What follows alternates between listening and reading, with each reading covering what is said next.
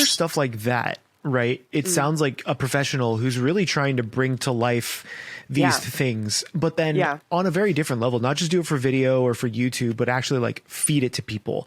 And I think it's because as like anime fans, you see this stuff and it's like it ends up being more of a connection with that show or character or that scene that you want to like relive, right? A perfect example is today I spent an hour and a half literally trying to find the perfect Lucy mod for Cyberpunk 2077. Okay. Because I'm so enamored with the anime that I wanted to like relive the character in a different setting in a world and like finally figured out whatever it was. And it's like, that's what I think like Pixel to Play sounds like they're trying to do, right? Like trying to allow a fan to relive these moments, and obviously very Instagrammable, whatever it might be, but hopefully it tastes really good too. Yeah. That's why it's when you're talking about like some of the cafes out there that are just kind of there to be just the Instagram moments versus enjoying a good bite of food. Yeah. Right. It sounds like such a miss, but I guess from the business side of it, how do you make that sustainable?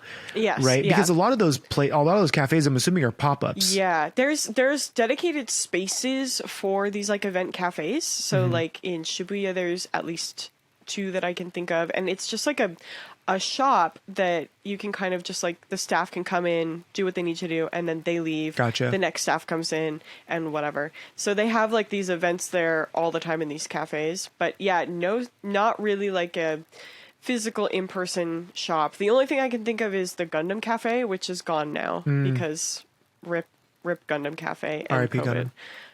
Gundam. And I don't know, there might be like a Doraemon Cafe, or not even that, and that's like incredibly popular here. So yeah, I think you're right. Like it's just not sustainable. But also, as popular as anime is, right? Like I was doing some research for another presentation I have to do, and in 2021, which is a weird year, but I'll still take the win. Like anime as a whole for the industry produced like $25 billion in revenue. Hollywood produced 21 billion. So technically anime made more money than Hollywood, right? And it was 2021. I get it. Like people are not going to the movie theater, whatever. But even if it's that popular, can a business sustain itself on like a full on anime menu if it's catering to anime fans? Like even if you're like in LA, right? Or whatever, or New York, I don't think it's possible because the average person cafe. Yeah. But if you tout yourself as maybe like just a Japanese inspired place or whatever it was, and then you sneak in like gotcha pork roast, like appetizers or something, right? Yeah. You could totally do that and get away with it. Yeah. Whereas if you cater to just the anime fan, it's a really hard sell. It's too much of an ask. Even like outside of conventions, I think it's a miss because the average person, to me, doesn't connect those like Weathering with You anime, you know, like those memories of that show, or, you know, Your Lie in April or whatever, to like the potato chip fried rice. But if you have a food truck and you have potato chip fried rice on the menu that's inspired by the show, you don't have to tell anybody, right? It could be delicious and people will buy it. Yeah. But you're not catering to that audience, right? Yeah, absolutely. I think too, and that's why something like this guy's kind of brand of Pixel to Plate makes a lot of sense to me, because there's a lot you can do with that. And like pixels, I think, can mean really anything. Video games, anime, other cartoons. It can mean like, you know, technically anything that's made up of pixels, which is like everything these days. And so that broadness there invites people to come and kind of explore in a way it's like ambiguous, like pixels, like, oh, you know, like what do we mean by that generally? I don't know. But if you're kind of a nerd or into geek culture or anything like that, that could apply to many different fandoms as opposed to just the genre of anime. No, totally. You know, specifically. But his business model sounds like you have to like order ahead of time, you know, you have to make reservations ahead of time. So, and it's still more of an event. So the people who are going there are familiar with that medium versus him just having a restaurant, you know, in downtown New York somewhere. Oh, okay. So what about this? What if instead of, you know how there's like fusion restaurants, like Tex-Mex or like Japanese American fusion or whatever. What if you did like, pop culture fusion food or something like that.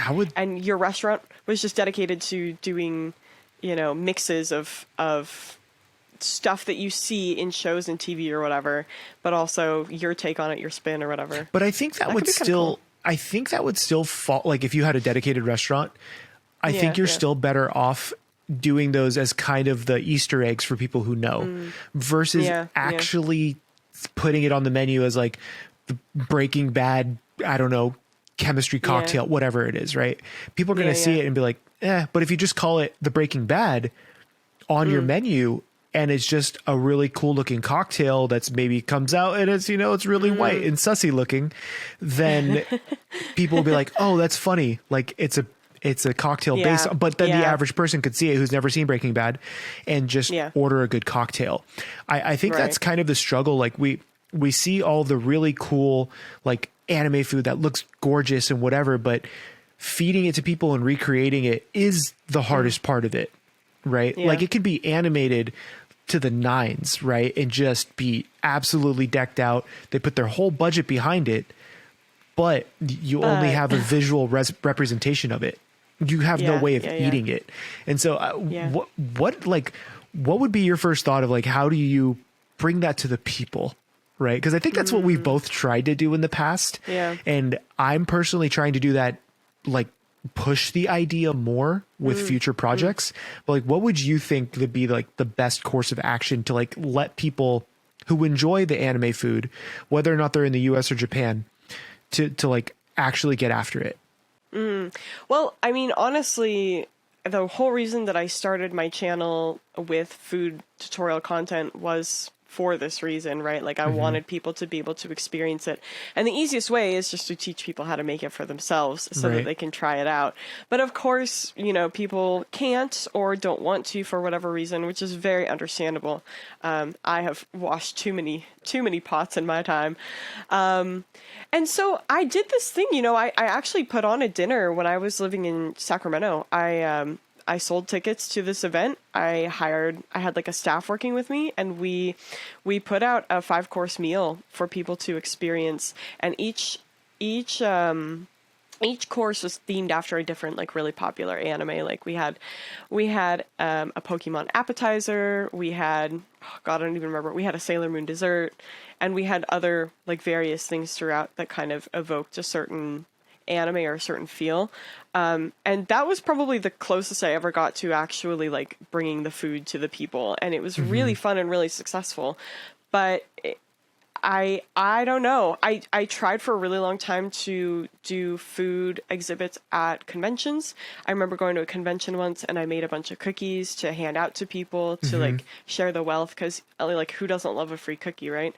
But it is challenging because with food, there's that extra element of like food safety. You want to make sure that you don't poison people, or kill someone by accident. Kind of a big deal. Kind of a big deal. And in order for that to exist, you need to have like a level of stability and a level of like repeatability. And if you don't have those things where you can ensure that you're like setting down a foundation for something, it's never worth it. It's like always you're going to be paying something to get that. But, having talked to you, I think you've got some really excellent ideas moving forward in they all terrify me too. Yeah. I'm really excited for them, but I'm not daunted by them.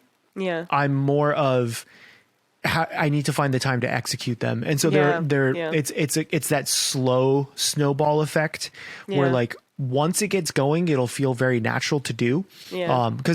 So at Anime Expo, I know you were there this last year, but I don't know if you saw the Genshin Impact food truck. Did you see that? No. But it was like on the street, right? So it wasn't like in the main convention area. Right. The Genshin Impact pop-up food truck was insane. Like I didn't buy anything from there because the line was like 2 hours long. Oh, wow. Right. But the other food trucks were not that busy in comparison, right?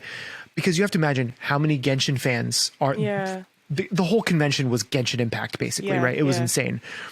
But they knew where their crowd was going to be, and they catered to that crowd. Yeah. I think that like we as creators if we want to actually like feed people like anime food that maybe they're really attached to, we have to go where they are. Yeah. Right. Yeah. Versus them coming to us. Yeah. It's a very different dynamic. And like, you're not going to have a huge crowd of people who travel to Portland, Oregon to come to your anime cafe. It doesn't make any sense. Yeah. But if you do a pop-up at Anime Expo, the crowd's already there. Yeah. So it's like, that's your opportunity to introduce people to the stuff they've fallen in love with. Yeah. And, you know, let them be a part of it. Because at that Genshin booth, at that pop-up, you would see Genshin cosplayers like going and getting food and then posing with the food, because now they actually have like an item, right? An item from the show, or from the from game, from the game, right? And Yeah. it's like, that to me is super powerful. And it's like, that's what I want more and more people to try. But it's hard to get that to them, you know, because like you said, you can teach people all day long, but even as like you said, and I know, cooking for yourself isn't always the most exciting thing. Like, I want to be fed, right? We're ready. I'm making burgers tonight because it's easy, right? Making some smash burgers. It's going to be fine. It's no big deal. But like tomorrow we're going out again. You know, we try not to go out too often, but since I'm leaving for a week, I'm like, okay, let's go out tomorrow night. And we just wanted Hainanese rice. Like, it's like the boiled chicken with the rice and everything, right? It's so like good. $15 and you get a giant plate of food. Yeah. And I'm like, that's what I want catered let to someone me. else cook for you. Let somebody else cook for me, whatever. You just get fed. So we like trying to do that for anime fans. I think it'd be a lot of fun, but you just have to figure out how to do it, because you want someone to not just see it and be like, oh, that's sexy looking. You want them to be able to eat it. Right. Otherwise it'd just be like, here's a print of the food that I made, and just, it's the same. Right. For sure. So that's where my head has been.